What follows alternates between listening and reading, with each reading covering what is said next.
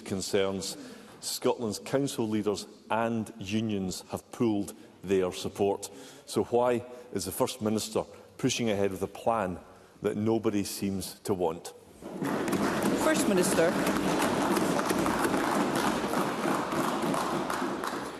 Before I answer the substance of Russell Finlay's question, may I welcome him to his post as leader of the Scottish Conservative and Unionist Party, and look forward to these exchanges, which will take their course over the next few weeks, months and years.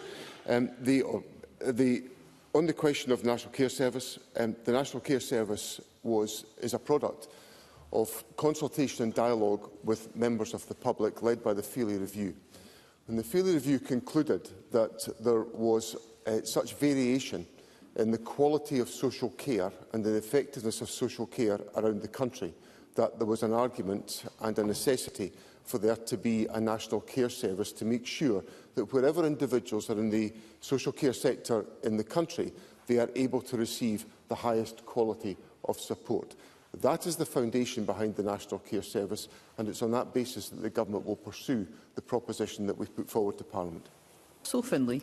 I thank the First Minister for his kind words, and I look forward to our exchanges. I've counted 60 until election day, but what I really hope for from the First Minister is some answers. 1 in 5 care homes have closed over the past decade, and the NHS is paying the price, with almost 2,000 people trapped in hospitals, which is the highest on record. First Minister, Scotland's care sector is collapsing today. People need action today. Every penny should be spent helping them today, not wasting years on yet another SNP pet project that is doomed to fail.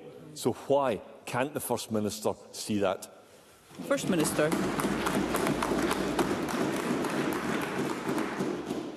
It's for many of the reasons that Mr Finlay puts to me that I support a National Care Service, because I am very, very concerned about the level of delayed discharge in our hospitals today. And it has been the focus of significant attention from me as First Minister and the Health Secretary and his ministerial team and those acting on our behalf. Let me just give Mr Finlay an illustration of why this is a problem in the country. Apart from the fact there are nearly 2,000 people who are delayed in leaving hospital at this present moment, and we've been putting in sustained efforts, and I think the situation would have been significantly worse had we not done so. But today, per 100,000 of population in each local authority area in the country, the number of delayed discharges ranges from 9.3 in one local authority area to 108 in another, 10 times the difference. So if one local authority area can secure a delayed discharge level of 9.3 per 100,000 of the population, I ask myself, why is there a position which is 10 times worse at the other end of the spectrum? That is unfair in this country. It needs to be addressed, and that's what a National Care Service will deliver. Russell Finlay. The First Minister's own figures reveal that this is a today problem, and it's classic SNP, wasting time and money, neglecting what people really need. Government ministers yet again grabbing power from local communities. The National Care Service will cost billions of pounds, and that's just to set up. So how will another expensive, bloated and wasteful quango help anyone? First Minister. One of the factors that Mr Finlay will be calculating in his cost assessment that he's just put on the record today is the fact that as part of this exercise we intend to increase the pay and remuneration for social care workers around the country. And no wonder Mr Finlay objects to that, because the Conservatives have objected to every attempt on our part to improve pay for social care workers the length and breadth of the country. So I can assure Mr Finlay that at this present moment there is significant pressure being applied to improve the delayed discharge position in local authority areas where it is poor. And we maintain that pressure on a constant basis. It occupies a huge amount of my attention and that of the Health Secretary as First Minister. Some areas are improving, but not nearly fast enough. So if we have a situation where in one local authority area it is possible for there to be only 9.3 members of the public in delayed discharge per 100,000, how is it justifiable for there to be 10 times that amount in any other part of the country? That's why we need a national care service. Russell Finley. This really does sum up what's wrong with politics in Scotland. Plans for a national care service that are costing a fortune but not caring for anyone, just like the ferries that don't carry passengers and prisoners that free criminals early. This government needs a reality check. It's become disconnected from the people it's supposed to represent, like the thousands who are in need of care today. Yes. Surely it's basic common sense to ditch the SNP's National Care Service plan and just put the money directly into frontline care. First Minister.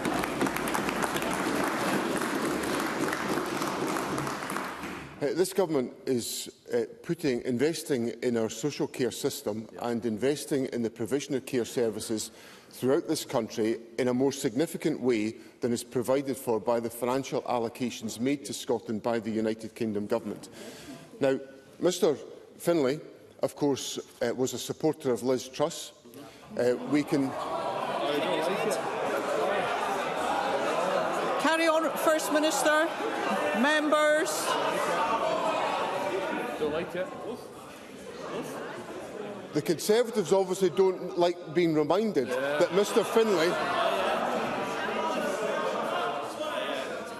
The Conservatives... We will hear the First Minister. Many members wish to put questions today. I'd like us to continue. First Minister. The Conservatives obviously don't like hearing that Mr Finlay was a supporter of Liz Truss, whose economic and fiscal policies have undermined the public finances of Scotland. That is the reality that I'm going to point out to Mr Finlay. And what this government has done is it's taken the hard decisions to invest more in our public services, more in our health and social care services than would have been the case if we had followed the United Kingdom Government's budget allocations to Scotland. £1.5 billion more invested in our public services.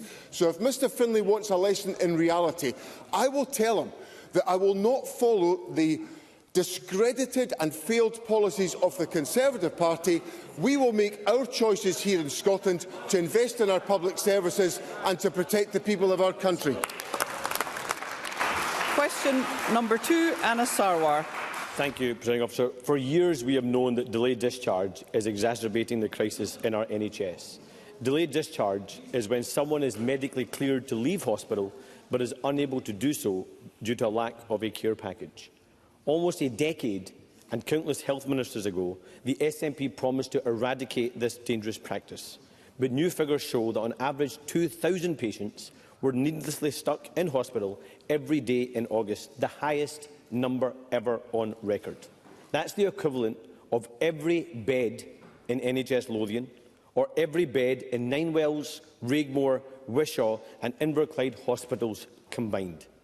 And more than £1.3 billion has been lost to delayed discharge since the SNP promised to eradicate it in February 2005. So why has this SNP government spectacularly failed to tackle this crisis? First Minister. As Mr Sarwar will know, there has been a significant increase in demand on our health and care services as a consequence of the COVID pandemic. That's the reality of what we are wrestling with. What the government has done in addressing that reality is that we have increased social care spending by 25%. We've delivered on our programme for government commitment to increase social care spending by 25% over this Parliament, 2 years ahead of our original target. So we've put in the extra resources because we were prepared to take the hard decision on tax to increase public investment and to increase public expenditure. Now, I don't in any way diminish or dismiss the significance of the problem of delayed discharge. I've recounted, I've put on the record the disparity of performance around the country, which is a source of great concern to me in the performance of health and social care partnerships around the country. But what the government has done is invested in the system to ensure that we can support the system and deliver on expectations. But we face the higher demand as a consequence of COVID. What the First Minister fails to do is measure outcomes of what's happening actually in our health and social care system. And this is a government that on outcomes has a track record of failure with devastating consequences, record levels of delayed discharge on this government's watch. Now, Scottish Labour has called for a national care service for more than a decade, and we actually welcomed when this government finally agreed to support one. But we also warned that it had to be more than a slogan. And half a decade later, and the SNP's plans are now in disarray. The fact is that their plans are just a national care service in name only that does nothing to actually fix the problem, fund a single extra care worker or improve services. It's why care unions, councils and NHS leaders are now withdrawing support and raising concerns. The SNP's plans could now cost £2.2 billion. Surely this money should be spent on care packages, additional workers, better pay and conditions and actually reducing delayed discharge. First Minister. That is precisely what the government is doing, because I've just put on the public record that the government has increased social care spending by 25%, which was our target, and we've delivered that early. Now, members of Parliament have to accept that we have to operate within a budget that's agreed by this Parliament. Within the commitments we've made, we have increased social care expenditure so that care workers are paid more, which they are, so that we have more care workers employed, which we do, to make sure that we can deliver that care. But there is a challenge about rising demand, which is why the delayed discharge figure is so high, and we have variation in the performance between different areas in the country. So those are the realities that we are wrestling with. But what will not help us is if we reduce public expenditure or we don't have continued investment in the service. And of course, Mr Sarwar represents a position now which wants to change the position that we have on tax. He does not support the extra investment that we've generated out of tax decisions. And Mr Sarwar supports a United Kingdom government that is carrying on with austerity. We've got to break out of this austerity cycle. We need investment. This government is committed to it. I don't think Mr Sarwar is. Anna Sarwar. The First Minister just does not live in reality, and he is not accepting that outcomes are getting worse for people in Scotland on this government's watch. And he can try and spin the facts and blame all the others that he wants, but the truth is that his plan is an absolute disaster. Workers don't want it, experts don't want it, and warnings have been ignored for years.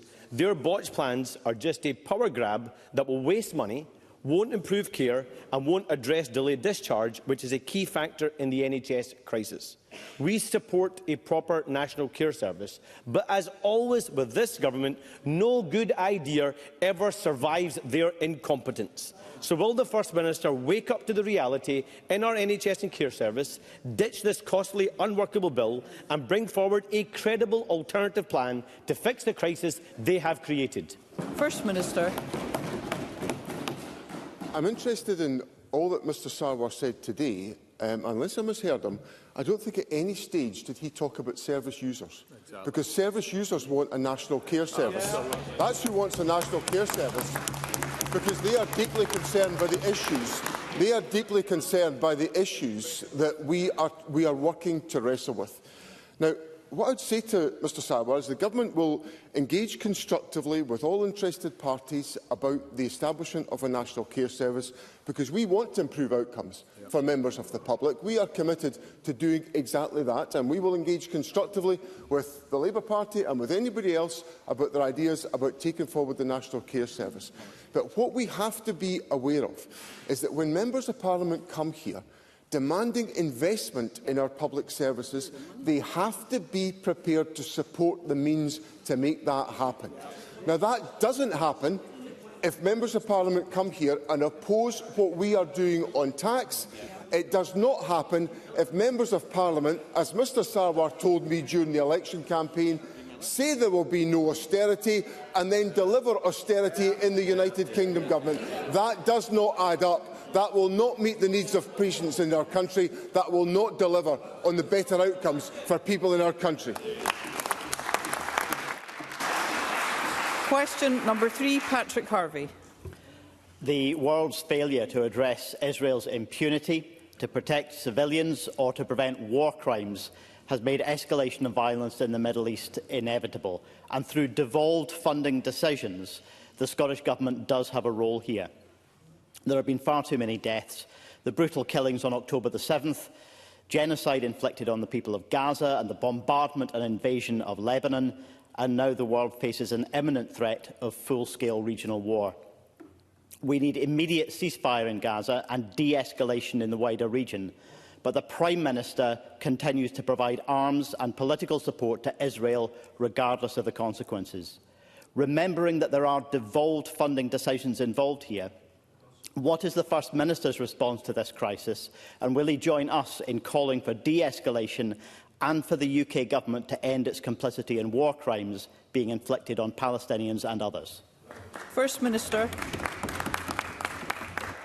Presiding Officer, I share the deep concern that Patrick Harvie has expressed to Parliament today about the situation in the Middle East, because the calls that my predecessor and I have made for a ceasefire in Gaza for some considerable time, back to probably late October of last year, have essentially demonstrated, the calls that we made then were highlighting the fact of the danger of escalation of this conflict, and that is exactly what is now happening. So if there had been intervention to deliver a ceasefire a long time ago, we could have avoided being on the very dangerous course that we are now on. And I reiterate my call for there to be an immediate ceasefire and for all parties of goodwill to exercise their influence and responsibility to ensure that a ceasefire is brought about and there is a de-escalation of the conflict in the Middle East. All of this, of course, goes back to the atrocities that were committed by Hamas in early October 2023. All hostages should be returned, and there should be the application of a ceasefire to resolve these issues and the development of a two-stage solution to ensure that Palestinians can live in safety in their own sovereign, independent nation. Now, Mr Harvie raises with me issues of devolved responsibility, and he and I had an exchange about this on the 30th of May 2024, and I reread that exchange this morning to satisfy myself that all steps that we can take within our legal responsibility are being taken to ensure that the concerns that Mr Harvie puts to me are properly pursued. Patrick Harvie. There is a responsibility on all governments to act in the face of so much violence and destruction, and I welcome the fact that the First Minister has repeated his call for ceasefire, for de-escalation and for statehood for Palestine. I hope he continues to oppose the sale of arms to Israel.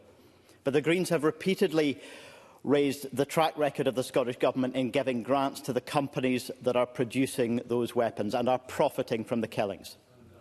Tens of thousands of people have been killed, and yet companies that are arming Israel have received hundreds of thousands of pounds from Scottish enterprise. The First Minister repeatedly defends this by saying his government doesn't fund the manufacture of munitions. But this is not the point. The government is funding the companies that profit from these atrocities. Will the First Minister finally send a clear signal today by immediately banning these companies from receiving grants and supports from the Scottish Government? First Minister. Presiding Officer, I understand why Patrick Harvie puts that question to me, and I understand the basis and the substance of the point that he puts to me. But what I said back on the 30th of May 2024 was that, and I quote from the official record, we have to have a legal basis for saying for matters that are not related to Israel-Gaza conflict that we are not providing a grant.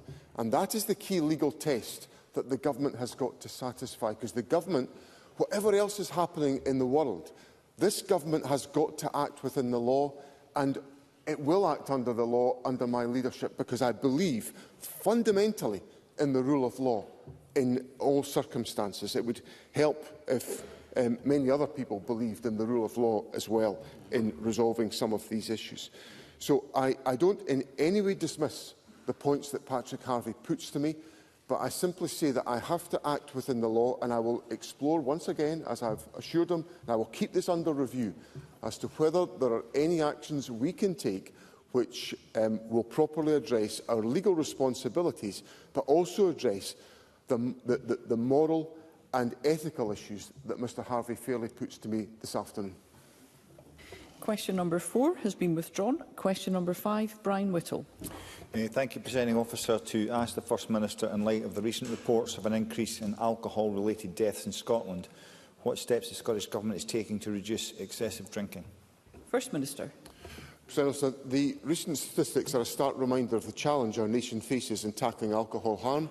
The increase of minimum unit pricing of alcohol to 65p per unit this week is an example of concrete action taken by this government to prevent alcohol harm.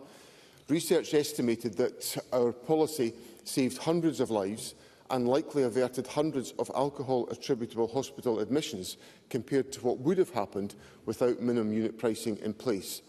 To support people already drinking at hazardous and harmful levels, the Scottish Government provided a sustained record investment of £112 million to alcohol and drug partnerships this year. Brian Whittle. Can I thank the First Minister for that response? I think whether we agree with the effectiveness of minimum unit pricing or not, I think we will agree that it's certainly not going to be a silver bullet. Presiding Officer, many people caught in excessive drinking or addiction are self-medicating to counter other traumas. If we are to effectively tackle the scourge of that addiction in Scotland, we need to recognise not only the right to recovery advocated by the Scottish Conservatives, we need to work to prevent others falling into that addiction. So does the First Minister recognise that community activities, such as youth clubs and sports clubs and music and drama and the Scouts and the Guides and all those great organisations, can also be a positive alternative form of self-medication? And if he does he further recognise that by reducing access to the activities, both in schools and the community, by closing facilities and squeezing third sector funding, makes preventing addiction that much more difficult? First Minister. There's a lot in Mr Whittle's question with which I agree, that there is the opportunity to have a fulfilling life that does not require any resort to alcohol or drug dependency, can often be delivered by participation in many of the organisations and activities that Mr Whittle puts to me. And I can assure him, and I very much practice this in my parliamentary and ministerial activities, very strong support for the work of the third sector and many of the organisations that Mr Whittle talks about. I suppose the only note of discord I have to say is that we've got to find the money somewhere. And I keep on coming back to this point, that it's all very well for members of Parliament to come here and ask us to fund things and to fund other provision, with which I think is totally valuable. To find the resources for that without supporting us in having the means to do so. Now, Mr Whittle's party were responsible for the chaos in our public finances with which we wrestle, and the government is working our way through those challenges. But I simply appeal to Mr Whittle to follow through his commitment to encourage me to support these organisations and these activities by then supporting us and having the means to invest in these organisations through the budget process. Colette Stevenson.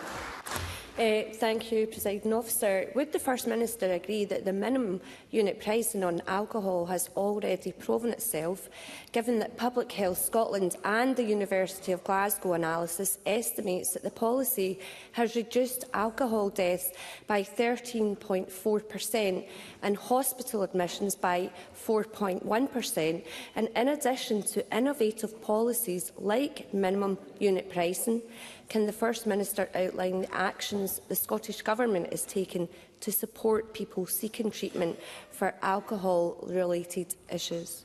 First Minister. Presiding Officer, I very much agree with Colette Stevenson that minimum unit pricing has been effective.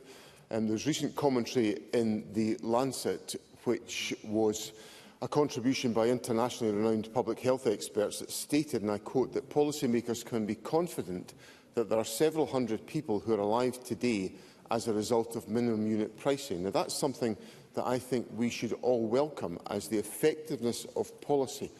But it's not the only instrument of policy that we have. On alcohol treatment, the Government has made available £112 million to alcohol and drug partnerships. And we have made £100 million available, or we will do over the course of this Parliament, to increase access to residential rehabilitation. And will work with stakeholders to create a new national service specification alongside guidance for alcohol treatment to try to address these issues. Carol Mockin. Thank you, Presiding Officer. The World Health Organization estimates that more than half of children in Scotland have tried alcohol before they turn 13. What progress is the Government making on this issue, and will the First Minister commit to pursuing with some urgency policies that deliver an alcohol-free childhood? First Minister.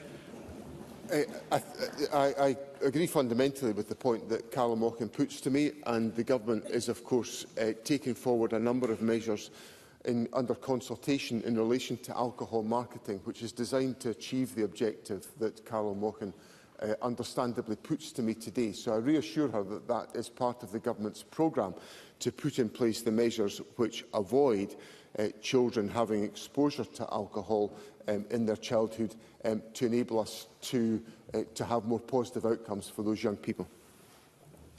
Question number 6, Pam Duncan-Glancy. Thank you, Presiding Officer. To ask the First Minister what the Scottish Government's position is regarding whether teachers are essential to raising educational attainment and closing the poverty-related attainment gap. First Minister. Presiding Officer, Scotland's teachers are vital to driving improvements in our schools, raising attainment and closing the poverty-related attainment gap. It's for that reason that we are providing local authorities with £145.5 million in this year's budget to protect teacher numbers, and why I and the Education Secretary are committed to working with our local authority partners to ensure the best possible education for every child in Scotland. Pam Duncan-Glancy. I thank the First Minister for that answer, but he will know that not a single local authority has agreed to receive that funding. The First Minister says he believes that teachers are essential. His Cabinet Secretary says that she can't raise attainment with fewer teachers, yet 450 in Glasgow began losing their jobs. By what the First Minister just said himself, these jobs are essential. Teachers are working on average 11 hours extra, unpaid, every week. And on this Government's watch, new teachers can't get jobs. Enough is surely enough. That's why Parliament voted for my motion for the Government to intervene in this, save the jobs and bring forward a proper plan. But once again, the Government ignored the will of this Parliament. So can I ask the First Minister today, when will teachers have the stability they deserve? First Minister. I think the teaching profession is fundamental to our education system in Scotland. I saw that first hand when I was Education Secretary, and I reiterate what I've put on the record today, that teachers play a critical role in the achievement of the Government's objectives on education. It's for that reason that we are making available the resources to protect teacher numbers. Pam Duncan-Glancy said to me that local authorities haven't yet agreed to accept that money. Well, a way of stabilising the teaching profession would be for local authorities to agree to accept the money that the Government has put on the table. That would be the simplest way to take things forward, and I would think that would be something that would help local authority financing by having the certainty from the Government about investing in the teaching profession, which has always been our priority. I'm very pleased that we've got to a situation where the teaching profession has accepted the pay offer that has been made through the SGNC, and that provides further stability for the teaching profession, which continues the position of the teaching profession about being the best paid teaching profession in the United Kingdom. Emma Harper. First Minister, Labour members time and again come to this chamber to demand more spending, while at the same time standing behind Keir Starmer and Rachel Reeves' austerity agenda.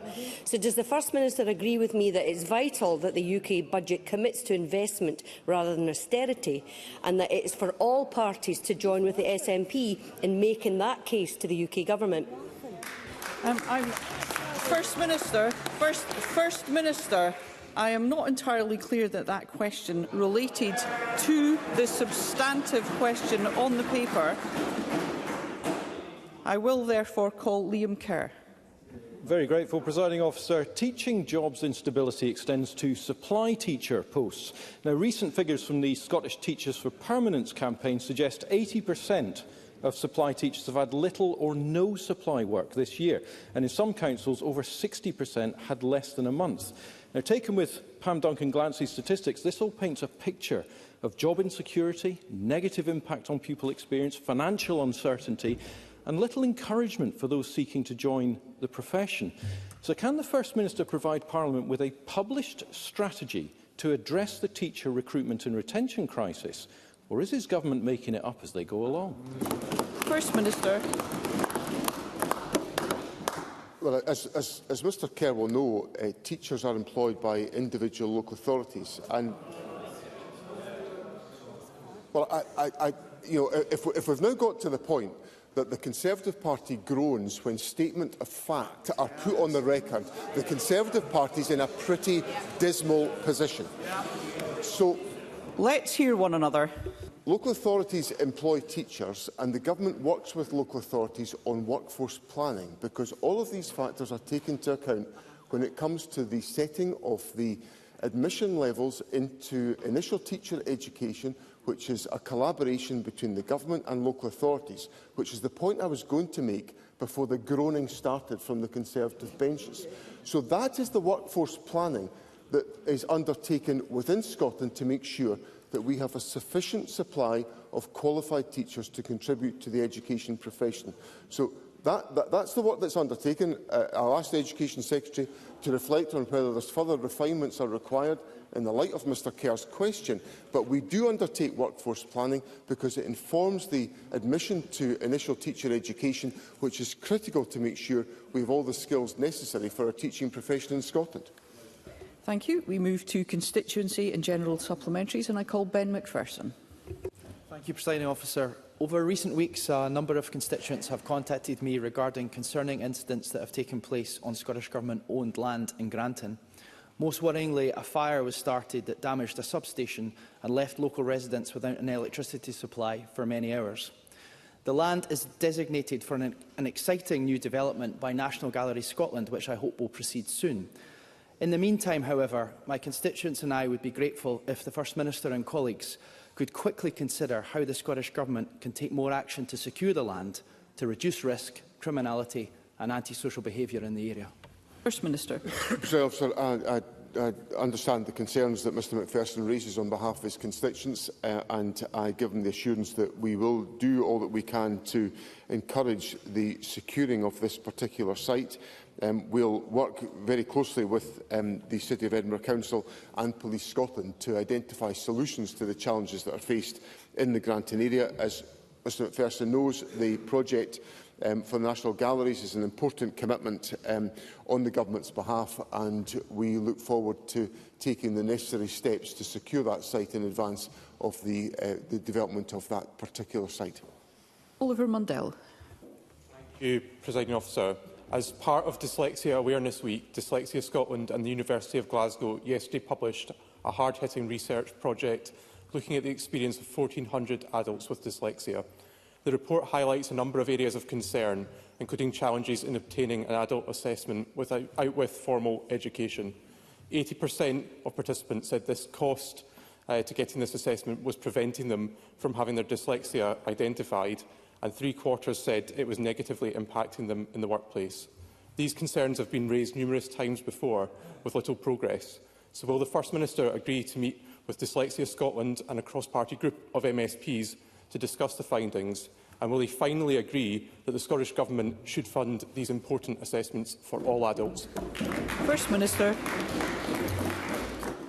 President, I am familiar with the research that Mr Mundell puts to me, and I acknowledge the significance of the issue of dyslexia where that is not identified and not supported as a consequence. So I'm very happy to agree to meet with Mr Mundell and with Dyslexia Scotland. I've had engagement with the organisation in the past and I would welcome a continuation of that dialogue.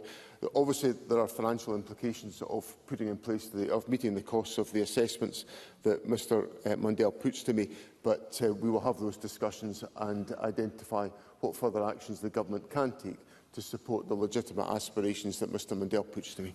Jackie Bailey. The First Minister will be aware of my constituent who died last week in an industrial accident in Southampton. His death will be subject to a coroner's inquest, which will be months away, and an interim death certificate is issued by the coroner as a matter of course. But legislation passed here in 2015 only allows full death certificates to be accepted for burials and cremations in Scotland. So my constituent cannot be brought home for burial or cremation, which obviously compounds his family's distress. Can I thank the Health Secretary for his positive engagement on this issue, but can I ask the First Minister what can he do to resolve this matter urgently, and will he specifically consider whether Health Improvement Scotland, who provide a death certification review service, can act in this case? First Minister. Sir, I'm familiar with this case and first of all I want to say that I sympathise very much with the family involved and I understand that this circumstance will just add to the distress that they are suffering. Jackie Bailey received a reply from the Health Secretary last night on this question and I do assure her that we are in touch with the relevant authorities to try to find a way through this, to try to resolve the issue. I don't have a solution as yet, but I assure her that we are actively working to try to ensure that is the case and to do it as swiftly as we possibly can do. Bob Doris. Presiding Officer, on the 27th of September, the Afghan Embassy in the UK closed, leaving 280,000 strong Afghan diaspora in the UK, including constituents of mine and families across Scotland, without consular services such as passport facilities which enable travel. For the avoidance of doubt, Presiding Officer, the consular services were provided by a small and committed staff team who remained loyal to the now toppled democratically elected government and who rejected the Taliban completely. This closure will have a detrimental impact on many families who have made their lives and homes here in Scotland. Can I ask the First Minister to make direct representations to the UK Government to see how they may be able to support the reopening of the embassy and with it the restoration of consular services? First Minister. Sir, I appreciate the difficulty that Mr Doris puts to me and I'm very happy to confirm that we will make representations to the United Kingdom Government on that basis to see what can be achieved here. It's a deeply regrettable situation that the Afghan embassy faced closure following the dismissal of its staff by the Taliban government. Individuals should have access to representation by their government and they should be supported in ensuring their needs are met. And I give Mr Doris the assurance that we will make those representations to the United Kingdom Government to determine how these issues can be resolved. I would also make the point, since Mr Doris raises this issue with me about the Afghan population in Scotland, that their contribution to our country is deeply valued. They are citizens who are welcome here and we want to do everything that we can to ensure they can contribute to our society and they can be well supported in so doing. Pam Gossel. Thank you, Presiding Officer. Police officers from across Scotland have been holding a silent demonstration in front of the Parliament this morning, with many officers currently in the gallery. Years of brutal cuts from the Scottish Government had left hard-working police officers doing their jobs with one hand tied behind their back. As a consequence, police officer numbers are at their lowest since 2007. Therefore, I would like to ask the First Minister if he recognises that police officers feel undervalued and overworked, and will he commit to a fair pay deal in line with other public sector workers? First Minister. Presiding Officer, I am very happy to put on the record that I value enormously the contribution made by police officers to our lives in Scotland. They are essential contributors to the safety of members of the public and they provide a pivotal and essential role that is highly valued by me as First Minister and by the Scottish Government. Police pay is negotiated through two separate processes: the Police Negotiating Board for Scotland for officers and the Joint National Consultative Committee for staff. Pay claims have now been submitted for both police officers and police staff and will be progressed through the relevant negotiating processes, and it's therefore that process will resolve the issues that Pam Goswell puts to me. Our police officers in Scotland have consistently been the best paid in the United Kingdom at the minimum and the maximum of each rank. This recognises the hard work and the valuable contribution they make daily, as well as our commitment to investing in policing. And on police numbers, there is recruitment underway just now which is designed to boost police numbers, and of course the statistics on that will be published in due course. Sarah Boyack. Thank you, Presiding Officer. To ask the First Minister, in the light of the disruption arising from the closure of the Princess Alexandra Eye Pavilion for the next 6 months, can the First Minister confirm what financial support the Scottish Government has committed to provide to NHS Lothian to ensure that no patient loses out now and in the future? First Minister. I understand the significance of the issue that Sarah Boyack puts to me. The Health Secretary has been actively engaged on this issue, and there will be a briefing to Members of Parliament tomorrow on the subject.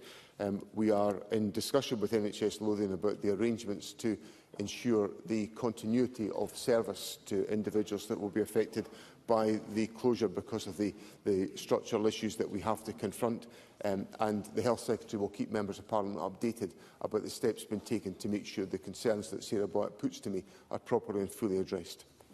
Willie Rennie. Almost two-thirds of teachers surveyed in Fife are considering leaving the profession as a result of violence in schools. So what can the First Minister say to those teachers to keep them teaching, and what precisely has changed as a result of the recently published government guidance on behaviour? First Minister. I think the first thing is to say that I understand the concerns of members of the teaching profession, and those concerns are taken seriously within the Government. That's why we brought forward the proposals and the mechanisms that were available to the teaching profession at the start of the school year. The Education Secretary announced all of those changes. There are now a greater range of responsibilities and opportunities for the teaching profession to exercise, to be exercised by the teaching profession to ensure that schools remain safe places for all, which they should be in all circumstances. The local authorities have been part of the process of formulating those proposals, and they are obviously, as the employers of teachers, available to support teachers in exercising the responsibilities that they need to exercise to keep schools safe. Emma Roddick. It is vital that we continue to take action to tackle the housing emergency, and the £22 million investment this week into the Charitable Bronze programme to increase investment in affordable homes will play an important role in this. Can the First Minister outline the impact of the UK Government's savage cut to the availability of the type of funding known as financial transactions on the Scottish Government's wider ability to invest in housing under the limited powers of devolution? Minister. So the specific point on financial transactions is very important for the Affordable Housing Supply Programme budget, because we experienced a 62% cut to financial transactions by the last United Kingdom Government. Now, this financial mechanism was crucial in enabling the Affordable Housing Programme to be sustained at the previous level, and it has largely accounted for the falls in investment that's available. Now, we've made representations to the United Kingdom Government. I've raised this with both the Chancellor and the Deputy Prime Minister to secure a change to that approach, and we will get the answer to that point in the budget on the 30th of October. But what I would say to Emma Roddick is that these investment streams are absolutely crucial to enabling us to sustain our investment in affordable housing, but the Government is also deploying innovation to ensure that some of the other mechanisms that we've developed on charitable bonds, or the work that's now in place in relation to the negotiation around providing financial support to bring void properties back into use, demonstrates some of the flexibility that we are trying to put in place to address the housing challenges that we face around Scotland. Douglas Lumsden. Presiding Officer, it is now over 3 years since the SNP government announced a review into the dualling of the A96. The review is nearly 2 years late, and their delaying tactic has cost taxpayers almost £6 million. On Friday, an air ambulance had to be called to yet another harrowing collision just outside Huntly. So can the First Minister stop playing political games with people's lives and tell us when the review will finally be published? First Minister.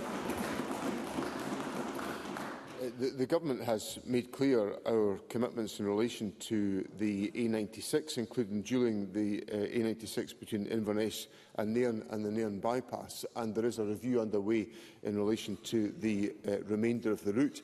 That will be concluded in due course, and Parliament will be advised of its implications. The Government is committed to ensuring that we take measures to address road safety in all parts of the country. The Transport Secretary is focused on those measures and has put in place a range of practical steps to ensure that that is the case. Thank you. That concludes First Minister's questions. The next item of business is a member's business debate in the name of Katie Clark, and there will now be a short suspension to allow those leaving the chamber and the public gallery to do so.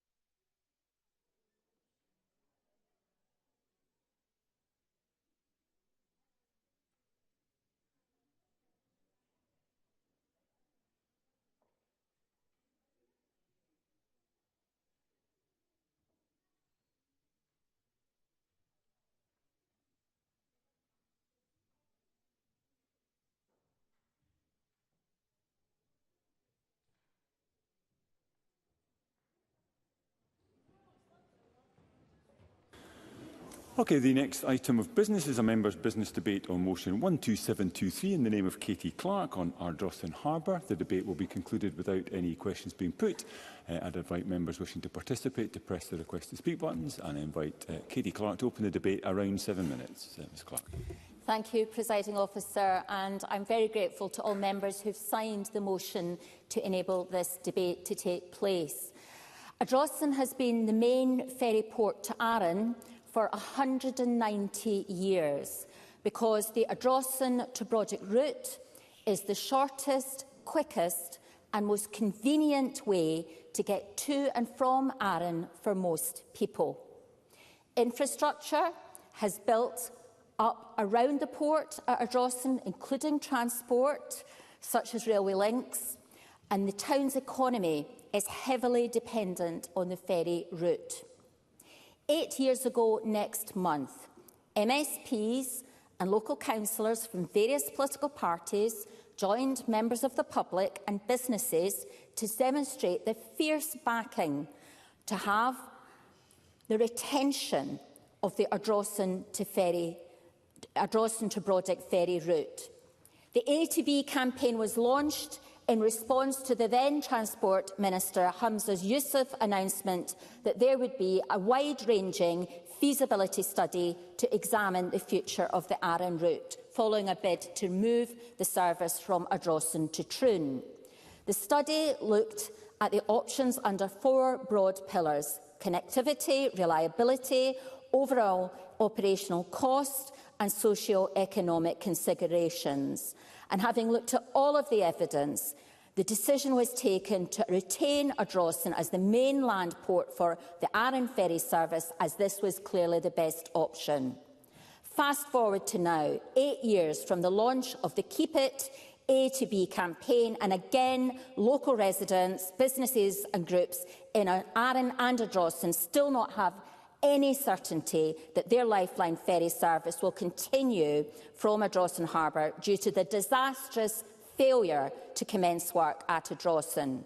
The 2 new ferries, the Sannox and the Rosa, should have come into service in 2018 and 2019, but despite both ferries being delayed for over 5 years, the harbour work has not started and there has been no tender process to ascertain costs.